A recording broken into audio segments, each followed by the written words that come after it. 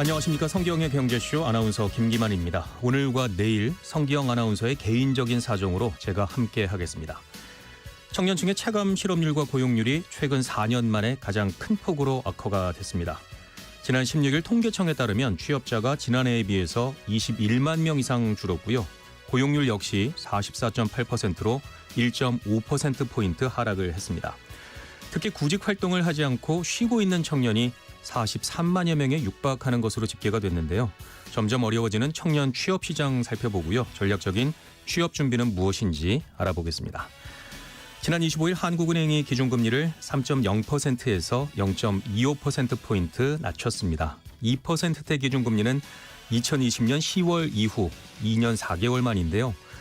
부동산 시장에서는 기준금리 인하로 이자 부담이 일부 줄어들어 대기 수요가 풍부한 서울 강남 지역과 한강변 단지의 가격 강세가 이어질 것이란 예측도 나오고 있습니다. 기준금리 인하가 부동산 시장에 미칠 영향 짚어보고요. 주간 집값 동향도 함께 살펴보겠습니다. 지금 이 시간 유튜브로도 함께합니다.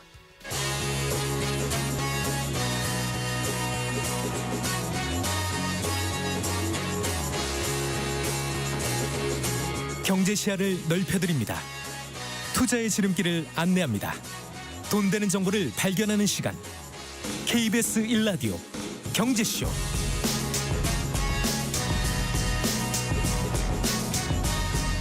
네, 먼저 오늘의 경제 뉴스 정리해 드리겠습니다. 경제 뉴스 브리핑 손석우 경제평론가와 함께하겠습니다. 어서 오십시오. 안녕하십니까. 자, 올 하반기부터 대출 규제가 더 강화가 된다고요? 네, 금융위원회가 오늘 가계부채 관리 방안을 발표를 했는데요.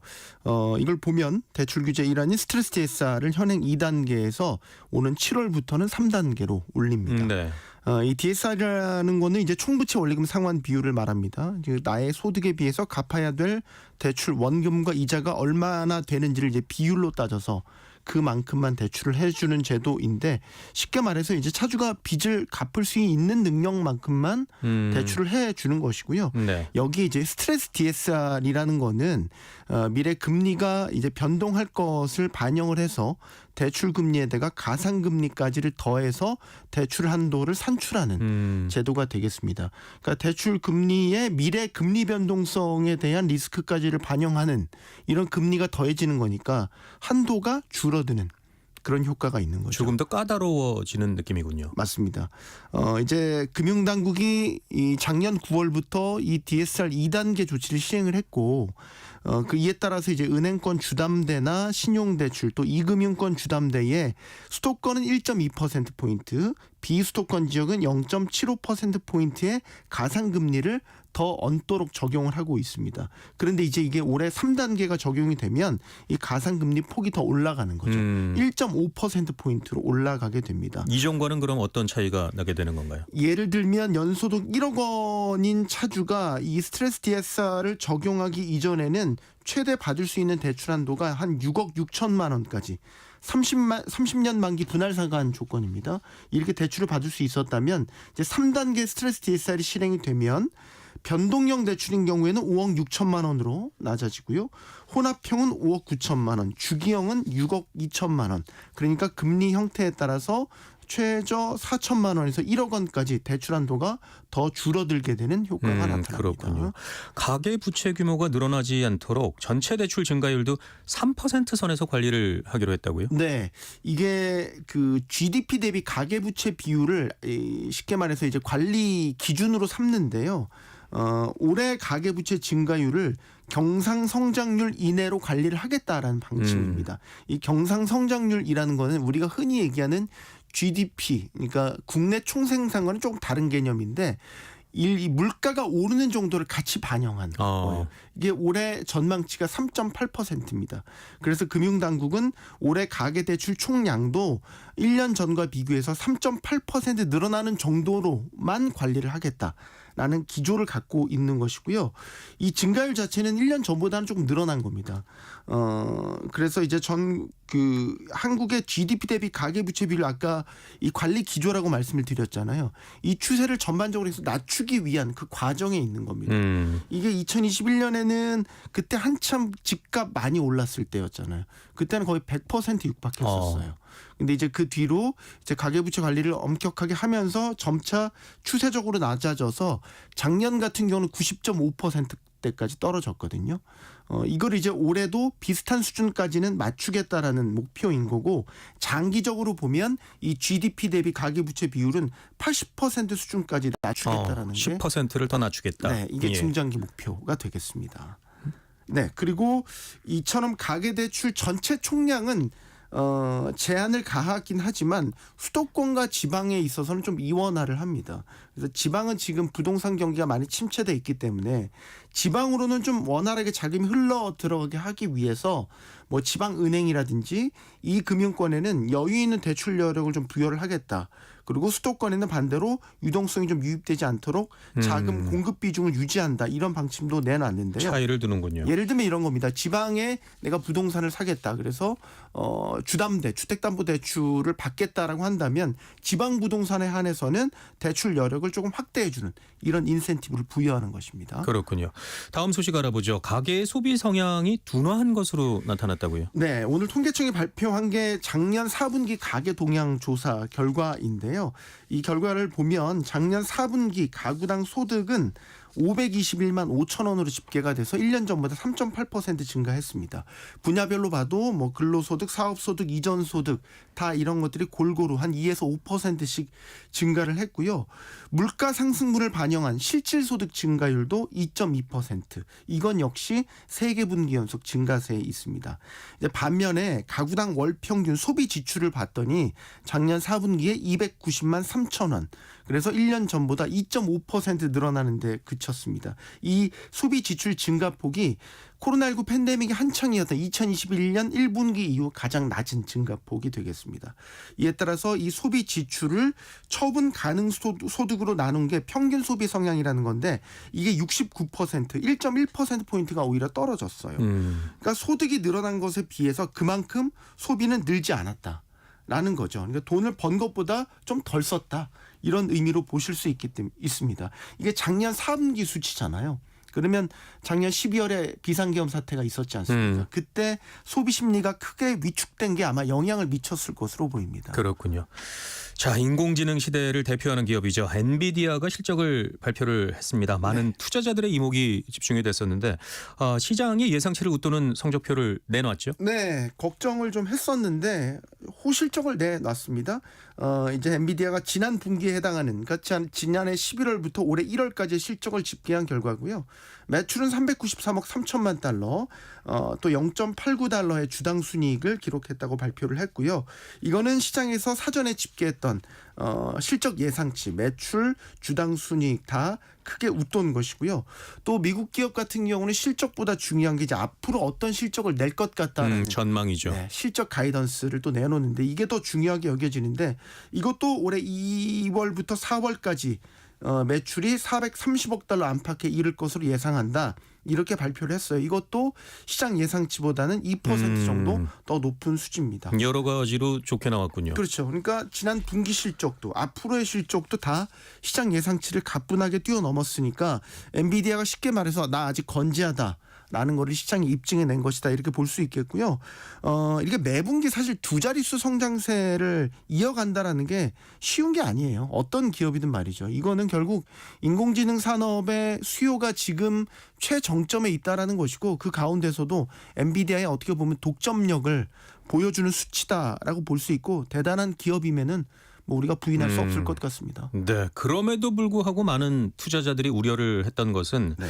인공지능 투자 수요가 필요 이상으로 많이 이루어졌고요. 그래서 그렇죠. 엔비디아가 정점에서 이제는 내려올 때가 되지 않았나 이런 생각들이었거든요. 그렇죠. 투자자들은 항상 그 앞으로의 상황을 주가에 좀 선 반영을 하는 그런 네. 경향이 있잖아요. 그래서 이제 엔비디아도 지금은 이렇게 좋은 실적도 나오고 하는데 이런 인공지능 투자 붐의 어떤 정점에서 내려올 때가 되지 않았나 이런 인식이 퍼지기 시작한 거죠. 그 걱정을 확 키운 게 사실 지난달 중국발 딥시크 충격 아니었겠습니까? 소위 가성비 좋고 효율적인 인공지능이 가능하다라는 것을 당시에 딥시크가 증명해내면서 엔비디아가 이렇게 만들어내는 고성능 칩이 많이 필요 없을 것 같아. 이런 인식이 시장에 퍼지면서 당시에 엔비디아 주가가 급락을 했었잖아요. 또 이달에는 그 최대 고객 중에 하나인 마이크로소프트가 데이터 센터 임차를 줄였다는 이런 소식이 전해지니까 이거 빅테크들마저 인공지능 투자를 줄이는 거 아니야 이런 신호로 해석이 됐었거든요. 근데 이제 결과로만 보면은 아직까지는 걱정 안 해도 될 것 같다. 왜냐하면 이제 엔비디아 실적도 자세히 뜯어보면 중요한 게 데이터 센터용 AI 칩 매출이 얼마나 늘어났는지를 또 보거든요. 이게 지난 분기에 390억 달러 가운데 356억 달러가 이 데이터 센터에서 나왔어요. 그러니까 전체 매출의 90%를 넘는 수치고 이 비중도 계속해서 늘어나고 있거든요. 이걸 보면 아직까지는 AI 칩에 대한 수요가 탄탄하다라는 것을 보여주는 것이죠. 네. 최고 경영자 젠슨 황의 입에도 이목이 집중이 됐었는데요. 네. 이번에는 어떤 이야기를 꺼내들었나요? 시장이 가장 듣고 싶어했던 얘기는 차기 이 AI 칩으로 불리운 블랙웰에 대한 이야기였어요. 이게 문제가 좀 있었다고, 그러니까 자체 설계 결함이 있어서 공급 차질이 빚어질 거라는 시장의 우려가 있었는데 일단은 이런 우려를 불식시키는 발언을 내놨고 실적도 보여줬습니다. 1분기에 이 블랙웰을 통해서 수십억 달러의 매출을 달성했고 놀라운 수요를 보여줬다 이렇게 이야기를 했거든요. 실제 지난 분기에 블랙웰 칩으로 110억 달러의 매출을 올렸어요. 이렇게 되면은 거의 지난 분기 매출의 3분의 1 가까이가 이 블랙웰에서 나왔다는 게 확인이 된 거기 때문에 블랙웰도 대량 공급에 문제가 없다라는 것을 증명한 것으로 보이는 거고, 다만 그렇다고 해서 엔비디아의 앞날이 장밋빛으로만 우리가 볼 수 있겠냐, 그렇지는 않은 게 최근에 주요하게 좀 봐야 되는 게 트럼프 행정부가 엔비디아 칩의 중국 수출을 또 추가적으로 제한하는 움직임을 보이고 있어요. 네. 이 바이든 행정부 때부터 엔비디아 칩을 수출을 제한을 걸어왔는데 그때마다 엔비디아가 내놨던 카드가 칩의 사양을 떨어뜨리는 거죠. 성능을 낮게 다시 만들어서 좀 수출 통제를 우회하는 이런 전략을 택했거든요. 그때 3년 전에 가장 잘 나갔던, 잘 많이 팔렸던 칩이 H100이라는 칩인데 이거 수출 제한 거니까 성능을 낮춰서 H800이라는 칩을 만들어서 중국에 수출을 했고 네. 그래서 또 H800도 수출 제한을 걸어버리니까 더 낮춘 낮춰서. H20이라는 칩을 또 만들어서 지금 중국에 수출을 하고 있거든요. 근데 지금 트럼프 행정부가 이 H20 칩마저 수출 통제하는 방안을 그것마저도 통제를 하겠다. 네, 예. 이 H20을 작년에 출하를 해서 얻은 매출이 120억 달러 정도 된다고 하니까 이게 만약에 수출 통제가 걸린다면 상당히 엔비디아 매출 성장성에도 문제가 될 수 있는 부분이거든요. 앞으로는 이런 부분, 그러니까 그 미국과 중국의 패권 경쟁 속에서 엔비디아가 어떤 피해를 입는지 이 부분을 관전 포인트를 두고 엔비디아를 바라봐야 될 것 같습니다. 네, 오늘 소식은 여기까지 듣겠습니다. 경제뉴스 브리핑 손석우 경제평론가와 함께했습니다. 고맙습니다. 감사합니다.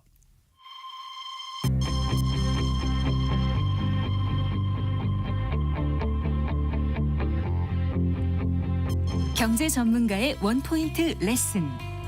꼭 알아야 할 정보와 이슈를 알기 쉽게 풀어드립니다.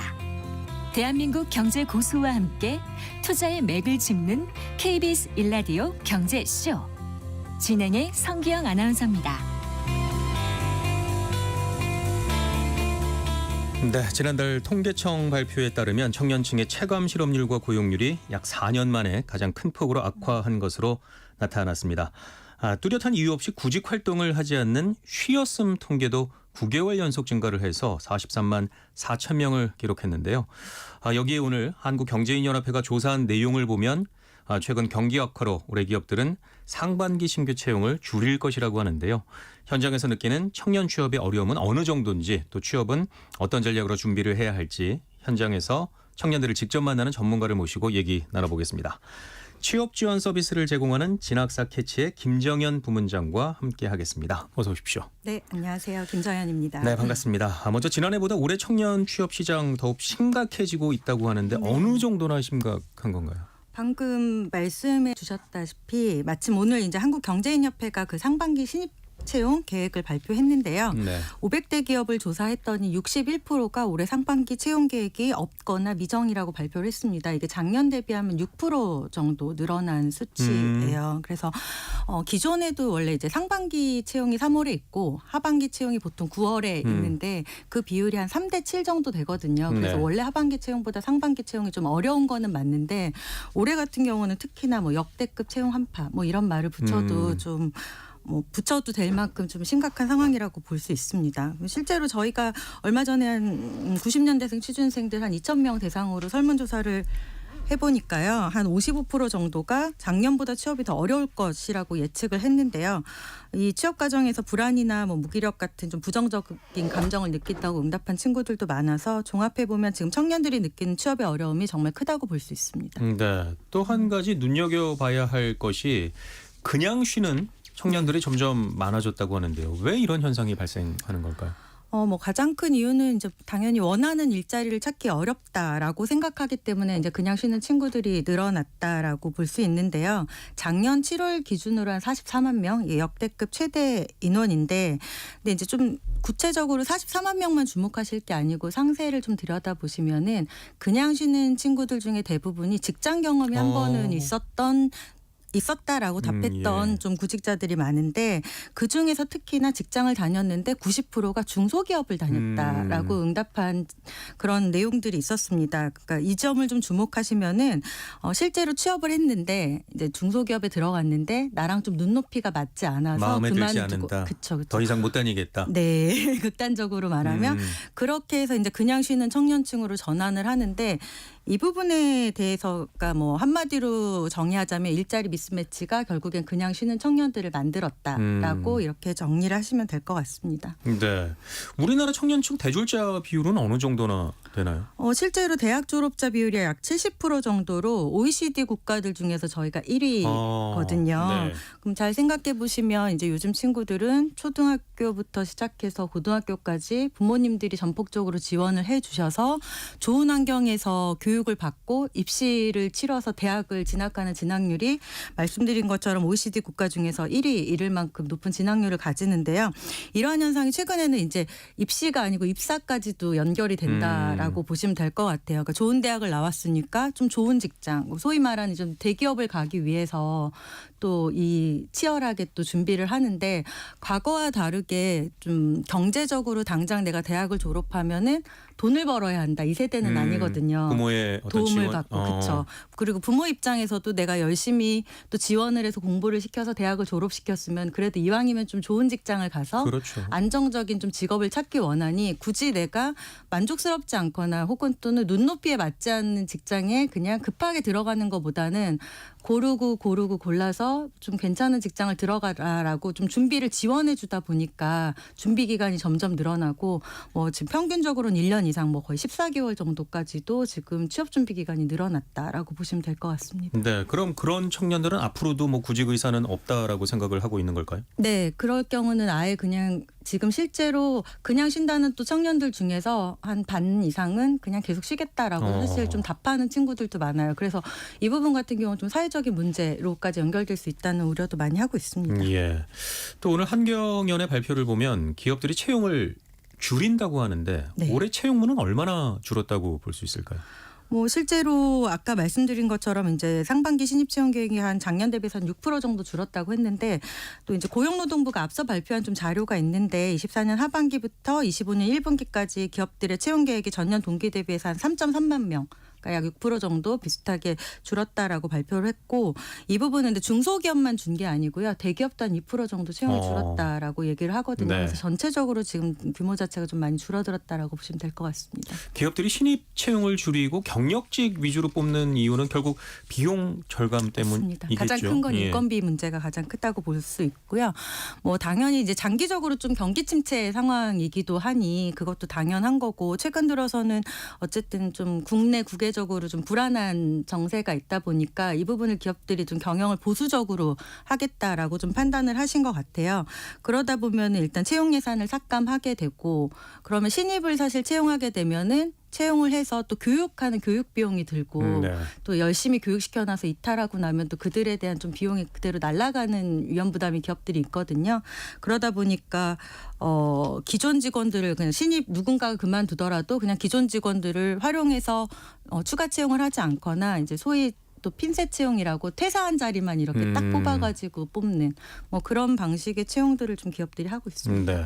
또 기업 측에서는 뽑을 만한 사람이 없다라고도 얘기를 한다고요. 네, 이 부분이 참 아이러니한데요. 항상 구직은 어렵다고 하는데 기업들은 또 채용도 막상 어렵다. 채용도 어렵다. 뽑을 만한 애들이 없다. 좀 이런 말을 하는데 좀 과거와 채용 방식이 달라진 것도 이것도 연결해서 좀 생각해 보시면 될 것 같습니다. 그러니까 네. 뭐 대규모로 공개 채용을 할 때야 뭐 학점 영어 성적 뭐 이런 약간 스펙들 기준으로 그렇죠. 해서 뭐 또 시험도 보고 서류 평가를 가지고 뽑으면은 채용하기가 훨씬 더 쉬운데 지금은 아까 말씀드렸다시피 채용 규모 자체도 되게 줄고 또 직무에 완전히 좀 핏한 이제 일치하는 인재들을 선발하는 걸 기업들이 원하기 때문에 자꾸 이제 직무 역량을 좀 과하게 요구하는 부분이 좀 있습니다. 그렇군요. 네, 그러다 보니까 그거에 맞는 인재들을 좀 찾기가 어려워서 기업들이 채용이 어렵다라고 말씀을 하시는 것 같습니다. 네. 또 기업들이 신입보다는 경력직을 뽑겠다고 실제로 응답을 했다고요. 네, 실제로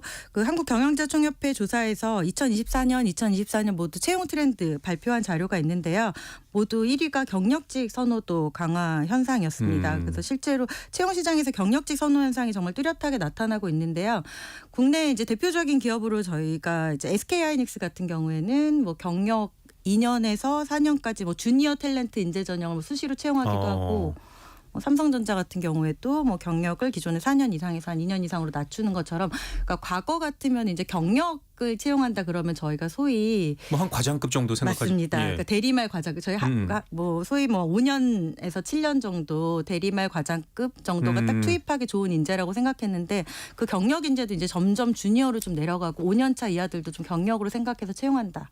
라고 보시면 될 것 같습니다. 예. 또 신입이 할 일을 인턴, 계약직 또 파견직으로 다 때우고 있다는 얘기도 있다고 하던데요. 맞습니다. 그것도 마찬가지로 좀 비용 절감의 부분이라고 좀 생각하시면 될 것 같아요. 그래서 실질적으로 좀 그 부분에 대해서는 비판적인 시선들도 좀 많긴 한데 한편으로는 또 막상 신입으로 채용을 해도 그 1년 이내에 좀 퇴사하는 비율이 한 27% 정도 되거든요. 저희 통계를 보면은 신입으로 기껏 채용을 해도 바로 퇴사하는 거에 대한 좀 어려움이 있기 때문에 인턴으로 먼저 좀 선발을 해본 다음에 같이 좀 근무를 해보고 괜찮다고 생각하면 정규직으로 전환을 시킨다든지 뭐 이런 방식도 기업들이 많이 쓰고 있는 것 같습니다. 네. 또 한 가지 기업들의 추세가 신입을 뽑더라도 경험이 있는 신입을 찾고 있다고요. 네, 그걸 요즘에는 이제 소위 중고 신입이라는 표현들을 많이 쓰는데요. 네, 낯선 용어들이 정말 많이 나오죠. 취업하기가 정말 네, 예전 같지가 쉽지, 않습니다. 예. 그러니까 뭐 신입도 아까 신입으로 들어가는 것도 뭐 재수를 한다 이런 느낌으로 좀 생각하시면 될 것 같은데 실제 이제 경력을 한 1년에서 3년 정도 쌓았던 친구들이 다시 신입 전용으로 들어가는 비율이 상당히 높아요. 그러니까 이것도 통계에 나오면 한 4명 중에 신입 채용을 한 대기업 신입들 중에 4명 중에 1명은 중고 신입이다라는 통계가 나와 있거든요. 예.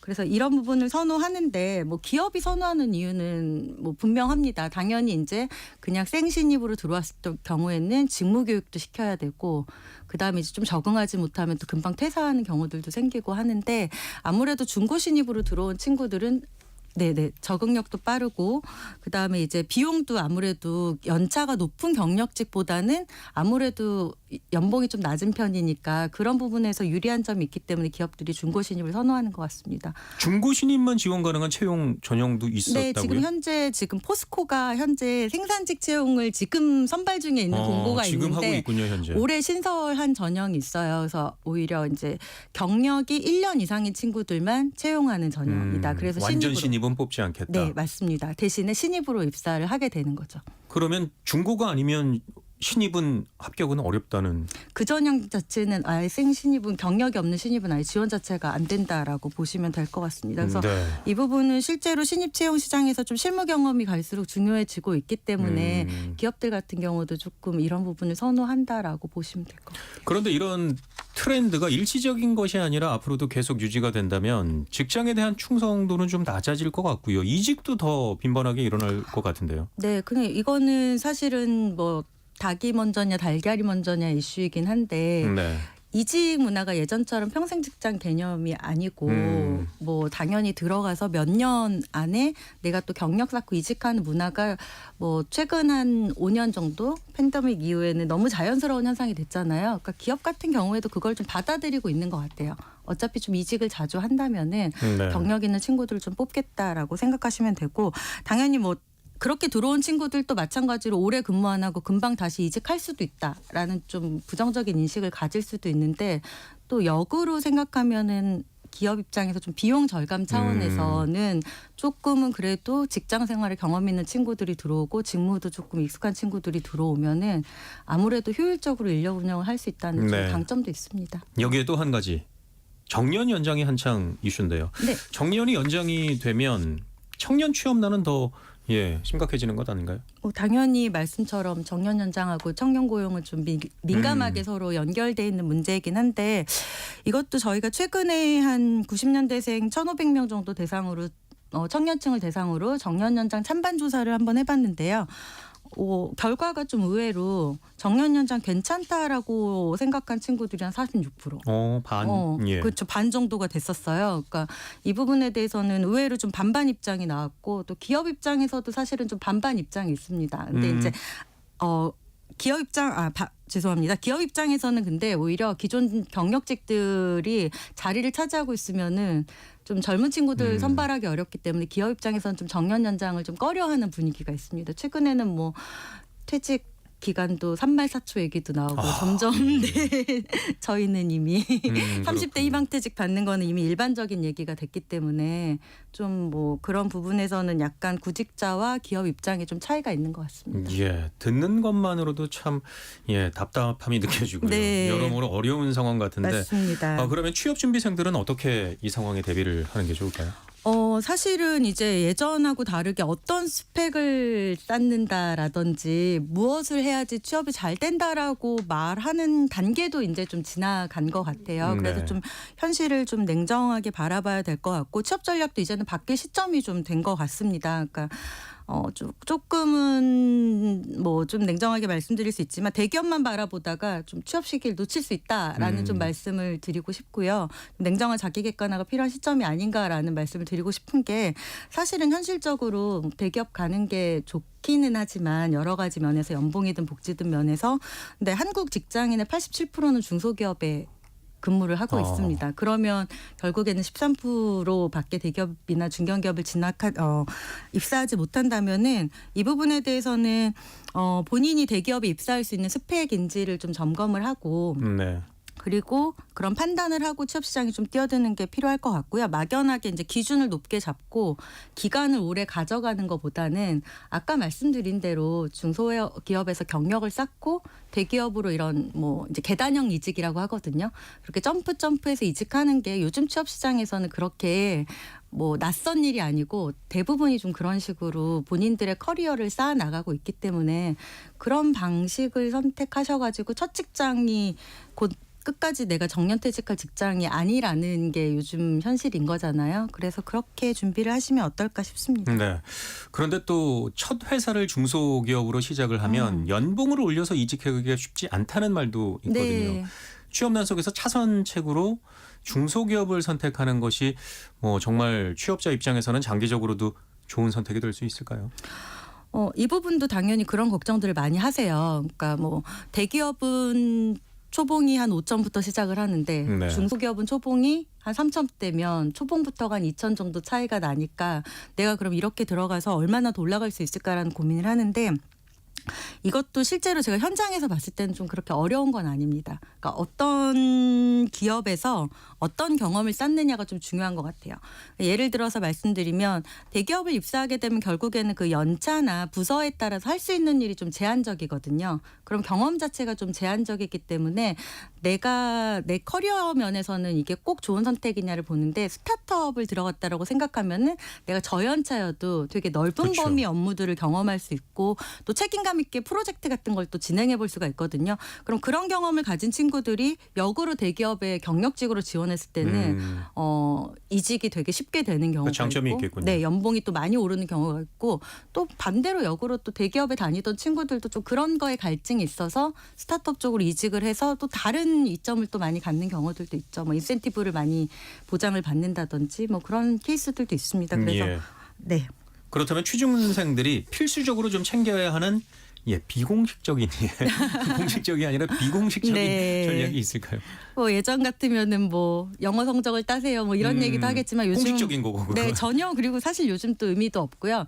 요즘에는 이제 또 그 말씀을 드리고 싶어요. 이제 컬처핏 컬처핏. 이라는 말씀을 드리고 싶은데 이제 컬처핏이라고 얘기하면은 요즘 친구들은 다 아는 얘기지만 좀 낯서실 수 있는데 그냥 예전 말로 하면 조직 문화.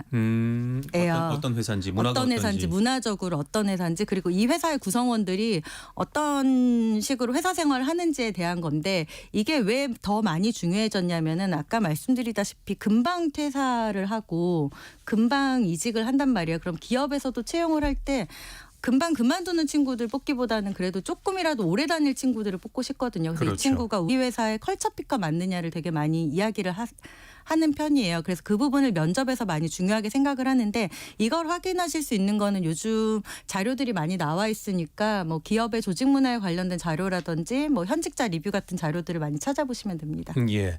뭐 청년 취업 문제는 개인이 해결할 수 있는 문제만은 아닌 것 같은데요. 네. 사회적인 측면에서 청년 고용을 위해서 좀 노력해야 할 부분도 있겠죠. 뭐 당연 청년도 노력해야 되고 기업도 노력해야 되지만 사실 정부도 많이 고민을 하셔야 되는 부분도 있거든요. 실제로 다양한 프로그램들을 정부에서 또 운영하고 있어요. 뭐 청년 일자리 도약 장려금이라든지 뭐 국민 내일 배움 카드 사업이라든지 그런 교육비 지원이라든지 이런 사업들을 많이 하고 있는데 현실적으로는 실제 채용하고 연결이 좀 잘 안 되다 보니까 네. 그 부분이 좀 많이 아쉬움이 있는 것 같습니다. 네, 워낙에 중요한 문제라서 오늘 더 많은 얘기를 듣고 네. 싶지만 시간 관계상 네. 예, 마지막으로 올해 취업을 준비하는 취준생들을 위해서 조언 한마디 부탁을 드리겠습니다. 뭐 당연히 지금 얘기를 들으시면은 뭐 신입보다는 경력을 선호하기도 하고 또 어쨌든 간에 채용 규모 자체도 많이 줄었기 때문에 어렵다라고 많이 느끼실 텐데 일단은 직무 역량들을 좀 많이 강화시키는 게 중요한 것 같습니다. 그리고 말씀드린 것처럼 내가 원하는 직장에 채용 공고가 안 올라올 수도 있거든요. 그래서 마냥 기다리진 마시고 일단 최대한 맞는 직장들을 찾아서 많이 지원해 보시고 또 조금 부족하더라도 내 역량을 발굴할 수 있는 포지션이라면은 일단 취업해서 또 경험을 쌓아 보시는 것들을 좀 권해드리고 싶습니다. 네, 경제 핫 이슈 오늘은 청년 고용 한파와 좁은 취업문을 뚫을 전략에 대해서 살펴봤습니다. 지금까지 진학사 캐치의 김정현 부문장과 함께했습니다. 오늘 말씀 대단히 고맙습니다. 네, 고맙습니다.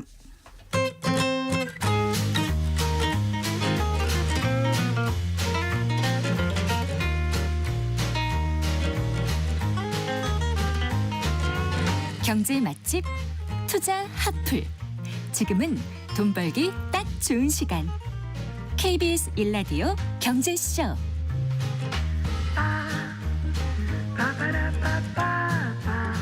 한 주간 집값 동향을 살펴보고요. 실생활에 도움이 되는 부동산 관련 소식들 발빠르게 전해드리겠습니다. 오늘도 김인만 부동산 경제연구소장 함께하겠습니다. 어서 오십시오. 안녕하세요. 자, 먼저 한 주간 주택시장 동향부터 살펴보죠.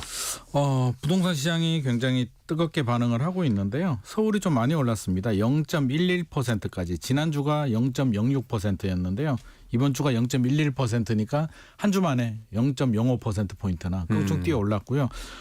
결국에는 어디가 많이 올랐냐라고 하면 역시나 강남 3구가 이제 많이 올랐는데 특히 송파구 같은 경우는 0.58%까지 올라갔거든요.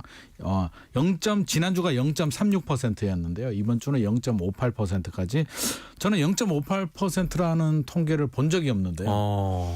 이게 얼마나 대단하냐면 우리가 0.58 그러면 느낌이 잘 안 오잖아요. 예.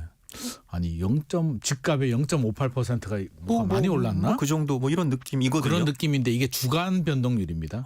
그러면 이걸 곱하기 52주 1년으로 하게 되면 30% 정도가 나옵니다. 그러면 30% 올라가는 속도로 일주일간 집값이 달렸다라는 걸 의미하기 때문에 30%면 굉장히 놀라운 숫자고요.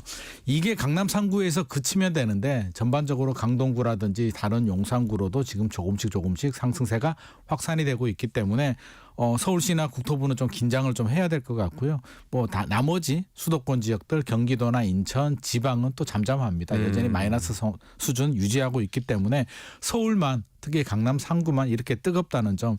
뭐 계절로 비교하자면 강남 3구는 초겨울에서 갑자기 여름. 한여름이 돼버렸고요. 나머지 지방은 여전히 한겨울인 상황입니다. 거기에다가 한국은행이 기준금리를 내렸습니다. 금리를 내리면 집값은 올라간다는 것이 공식인데 강남의 집값만 더 자극하는 것이 아닌가 사실 좀 걱정이 되거든요. 걱정은 되는데요. 한국은행도 아마 이 고민을 좀 했을 것 같은데 이번 조사 결과가 통계가 이제 제가 좀 전에 소개해드린 통계가 오늘 나온 통계거든요. 오늘 2시에 나온 통계이기 때문에 한국은행이 아마 이 통계는 못 봤을 것 같고요. 0.58% 송파구 봤으면 한국은행이 한 번 더 고민을 좀 했을 것 같은데 그럼에도 불구하고 한국은행이 기준금리를 내린 이유는 결국에는 경기 침체가 너무 심하기 때문에 내수 경기 침체에다가 수출까지 두나 트럼프가 또 가만히 있지 않잖아요. 관세, 철강 관세 25% 부과하겠다. 뭐 이런 내용들이 나오다 보니 그 문제가 더 심각하다. 아무래도 급한 불을 꺼야 되는데 서울 집값이라든지 가계 부채보다는 경제를 살려야겠다라고 해서 0.25%포인트 인하했습니다. 그러면 이제 기준금리가 2.75%가 되는데요. 이제 중요한 거는 미국하고 차이거든요. 얼마나 차이가 벌어지느냐인데 지금 인하하면서 1.75%포인트 차이가 벌어졌습니다. 그럼 이게 왜 중요하냐면 환율하고 자금 유출에 이제 영향을 주게 되는데요. 네. 미국은 안 내리는데 우리나라만 계속 내리게 된다면 결국에는 환율에 이제 문제가 생기는 거고요. 자금 유출이 발생하니까 한국은행 입장에서는 아마 미국이 추가적으로 내리지 않는 한 당분간은 지금 수준 2.75에서 동결을 하고 계속 유지될 가능성이 높고요. 대출금리가 중요하잖아요. 우리는 대출을 받아서 이제 하기 때문에 대출금리 보니까 시중은행들 KB국민은행 보니까 즉각적으로 0.25%포인트 대출금리 내렸습니다.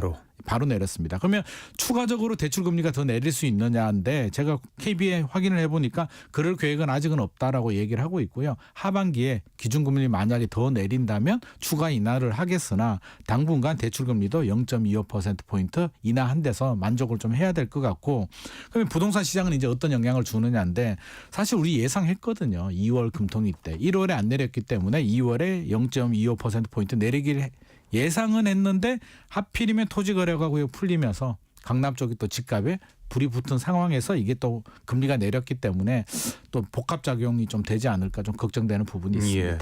자, 토지거래 허가구역 해제 이후에 강남 3구 평균 거래 가격이 8%나 뛰어 올랐다고요? 네. 이게 2월 12일에 이제 토지거래 허가구역이 풀렸거든요. 그래서 이제 20일까지 이제 8일 정도 강남 3구의 평균 거래 가격을 조사하니까 이전에 해제 전에 1일에서 11일까지는 평균 가격이 22억 6,969만 원이었는데요. 풀리고 나서 한 8일 정도 조사를 해보니까 24억 5,139만 원으로 8% 정도 올라갔습니다. 굉장히 빠른 숫자로 늘어나고 있고요. 제가 현장에도 가봤습니다. 우리가 통계만 보고 또 느낌이 안 오니까 현장 리센츠 잠실이 이제 이번에 풀린 구역들이 장삼 대청이라고 해서 잠실, 삼성, 대치, 청담동이 이제 토지거래가 구역에서 풀렸는데요. 풀리게 되면 이제 전세 끼고 투자를 할 수 있게 이렇게 됩니다. 그러면 잠실을 좀 다녀왔는데 잠실이 굉장히 뜨겁습니다. 앞서서 제가 송파구 0.58% 올랐다고 한 주범이 잠실 엘스 리센츠 이런 아파트들인데요. 리센츠 아파트가 토지거래가 구역 풀리기 전에 전용 국평이죠. 전용 84가 최고 가격이 28억 5천이었는데요. 지금 호가로는 33억을 부르고 있고요. 실제 거래된 가격도 30억 이상 거래가 되고 있기 때문에 단기간에 급등했고 문제는 여기서 그치면 괜찮겠는데 우리라도 집 한번 사볼까? 그리고 갔는데 갑자기 호가를 33억 부르면 어떻게 되겠습니까? 이거 안 되겠는데? 옆 동네 좀 가봐야겠다라고 해서 옆 동네 신천동에 이제 파크리오를 가게 되는데 파크리오도 지금 가격이 좀 올랐습니다. 신고가 26억 3천만 원에 거래가 됐다고 하고요. 인근의 강동구도 이제 거래가 좀 늘어나고 있는 상황이기 때문에 앞서서 이제 통계하고 모든 게 좀 맞아 떨어지죠. 그래서 통계도 상승폭을 키웠고 현장 분위기도 이렇게 꿈틀꿈틀 되고 있는데 걱정되는 건 이게 단기간에 이 정도에서 그치면 괜찮겠는데요. 내년에 입주 물량이 좀 많이 줄어듭니다. 서울 수도권 지역들. 네. 서울 같은 경우는 올해 입주 물량이 3만 1,000가구 정도 되는데요. 내년에 7,700가구 정도로 4분의 1 토막 정도 나고요. 경기도 인천 또 반 토막 정도 입주 물량이 줄어들기 때문에 입주 물량이 줄어들게 되면 결국 전세 가격에 또 영향을 줍니다. 전세 가격 올라가고 전세 가율이 올라가면 또 매매 가격에 불안 심리 때문에 또 자극을 줄 수 있기 때문에 이게 단기간에 그칠 문제는 아닌 것 같다. 그러면 국토부도 일시적인 문제로 이게 그냥 내버려 둘 문제가 아니라 서울시와 국토부도 지금 아마 하고 있을 것 같은데요. 좀 대책 마련이 좀 필요하지 않나 싶습니다. 예, 금리 인하까지 되면서 그런 풍선 효과가 생기지 않을까요? 그렇죠. 그래서 지금 이대로 내버려 두게 되면 그냥 강동구, 동작구, 마포, 성동구뿐만 아니라 가만히 내버려 두게 되면 노도관까지도 이제 갈 수가 있는데 국토부에서 또 어떤 대책이 나올지는 또 지켜봐야 될 것 같고요. 노도관 입장에서는 이제 우리 오를 차례인데 또 대책이 나와서 또 불이 꺼지지 않을까 걱정하시는 분들도 있고 또 무주택자라든지 세입자 입장에서는 또 주거 안정 또 해칠 수도 있기 때문에 또 걱정스러운 마음. 온 국민이 지금 걱정스러운 이래저래 마음입니다. 다 걱정이군요. 맞습니다. 예. 자, 최근 지방에 거주하시는 분들은 똘똘한 지역 서울로 몰리면서 지방 주택 가격은 떨어지고 있다고 하는데요.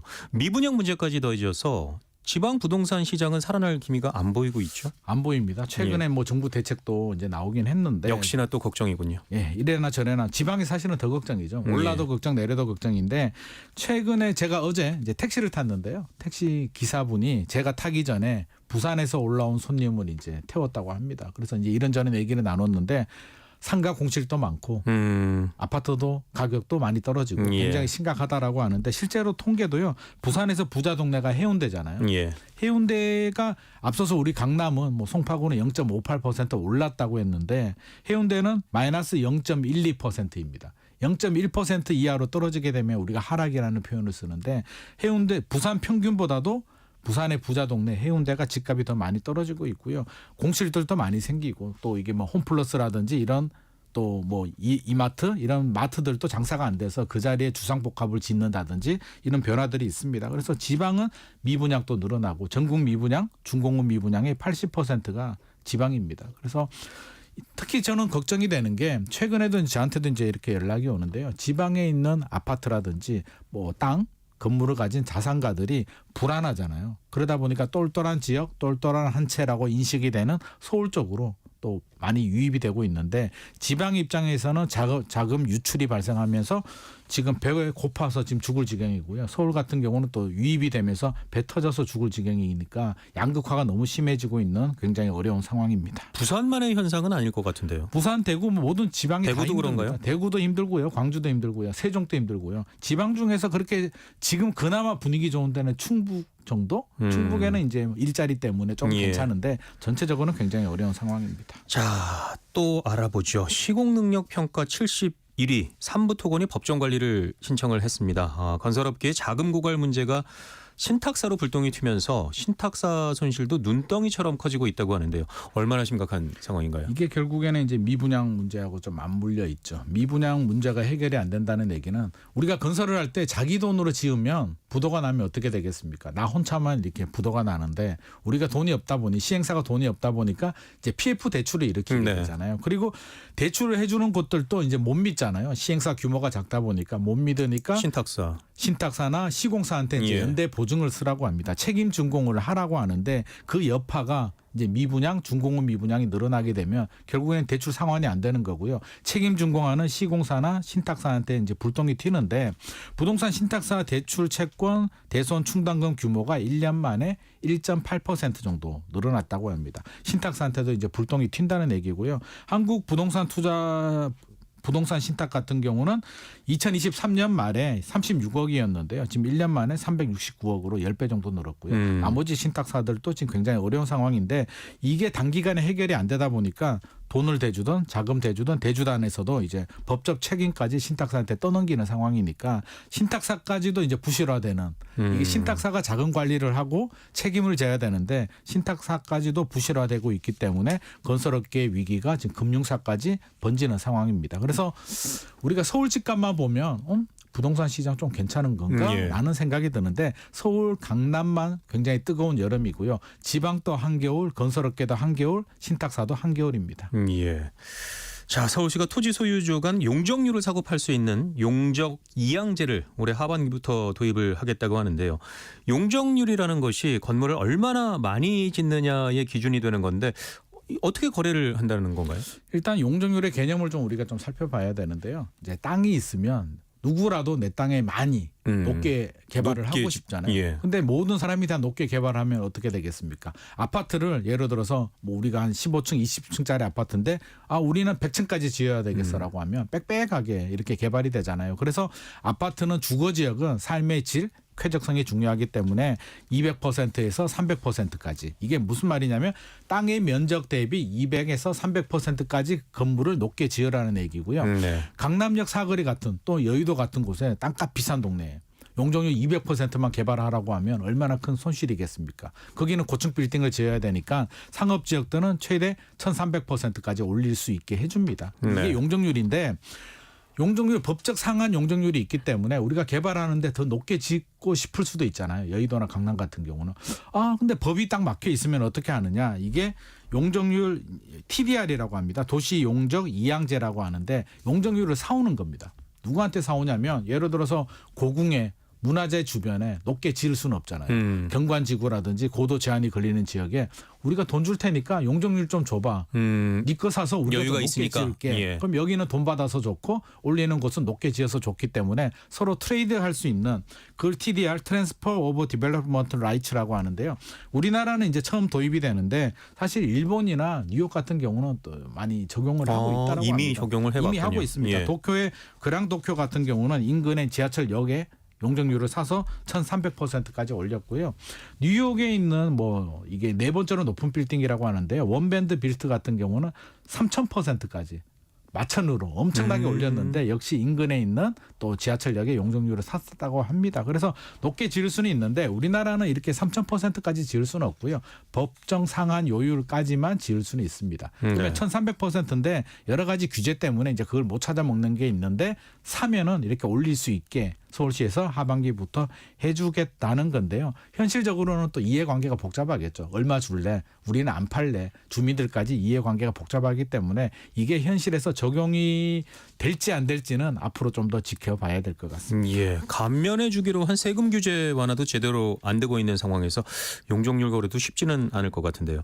2년 전에 풀어주기로 했던 취득세 중과 완화는 시행이 잘 되고 있나요? 안 되고 있죠. 2년 전에 풀어주기로 정부가 했고요. 이게 이제 법 개정을 해야 되거든요. 소득세법 개정을 해야 되는데 국회 문턱에 막혀서 안 됩니다. 그러면 정부가 뭘 했냐면 소급 적용을 해줄게라고 이제 약속을 했거든요. 근데 지금 2년이 지났거든요. 국회가 또 바뀌었죠. 2년 동안 소급 적용을 안 해주고 있으니까 당사자들은 언제 해주느냐 기다리다가 지금 목이 좀 길어진 상황인데 제가 볼 때는 이게 쉽지 않을 것 같고요. 이제 앞서서 강남에 이제 집값이 많이 올랐다고 했잖아요. 똘똘한 한 채 현상이 또 영향을 주게 됩니다. 왜냐하면 집을 많이 가지게 되면 취득세 중과세라는 게 1주택자들은 1에서 3%의 취득세를 내는데요. 3주택자들은 12%의 중과세가 적용이 되거든요. 주택을 많이 가지게 되면 불이익을 당하기 때문에 지방집보다는 똘똘한 서울에 한 채를 사야 된다라는 이 현상이 이런 중과세 다주택자 중과세에서 또 시작이 됩니다. 그래서 여러 가지가 복잡한 상황이기 때문에 약속을 했으면 지켜야 되는데 또 여러 가지 부작용이 있으니까 그럼에도 불구하고 정부가 약속을 했다면 야당을 좀 더 적극적으로 설득을 해야 되는데 지금 그런 움직임도 보여주지 않고 있기 때문에 뭔가 마무리는 좀 해야 되지 않을까 싶습니다. 네. 방송을 듣는 분들은 다운 계약이라는 단어를 한 번쯤은 들어보셨을 텐데요. 보통 분양권 거래에서 등장을 했었는데 전세 계약에도 등장을 했다고요? 그렇죠. 일반적으로 이제 분양권 계약이라든지 옛날에는 매매할 때, 예. 매매할 때 옛날에는 다운 계약이 굉장히 뭐 불법이 아닌 시절도 있었습니다. 그래서 우리 얼마 깎아줘. 다운 계약을 하는 이유는 이제 양도세를 절약하기 위해서 많이 했는데요. 최근에 전세 계약에서도 다운 계약이 등장했다고 합니다. 이게 무슨 소리냐 궁금해하시는 분들이 있는데요. 최근 트렌드가 불안하잖아요. 전세 사기, 역전세가 생기다 예. 보니 보증보험이 딱 가입이 되면 보증보험금 한도 내에서만 전세금을 내려고 합니다. 그러면 전세금이 1억 5천만 원, 공시가격의 150%까지 보증이 되기 때문에 기존에 1억 5천이었는데요. 126%까지 내려가게 되면 1억 2,600으로 떨어지겠죠. 그럼 2,400이 차이가 나잖아요. 네. 이게 역전세가 생기는데 이 차이만큼 이제 다운 계약을 해서 보증보험 가입은 계약서는 1억 2,600, 나머지 2,400은 차용증 써줄 테니까 그냥 해줘라는 계약이 지금 승행을 하고 있다라고 하는데 주의해야 될 점은 불법입니다. 그래서 예. 차용증 믿지도 마시고요. 원칙대로 법대로 그대로 계약서대로 진행하시는 게 좋을 것 같습니다. 잘못되면 많이 불편해질 수도 있지 과태료 않을까요? 1,000만 원이 나올 수도 있기 때문에 저는 그냥 법대로 하셔라 원칙대로 하시는 게 맞을 것 같습니다. 예. 많은 주의를 하셔야 할 것 같습니다. 자, 오늘 말씀은 여기까지 듣도록 하겠습니다. 김인만 부동산 경제연구소장과 함께했습니다. 고맙습니다. 감사합니다. 네, 성경의 경제쇼는 여기까지입니다. 저는 아나운서 김기만이었고요. 내일 다시 인사드리겠습니다. 애청해 주신 여러분 고맙습니다. 안녕히 계십시오.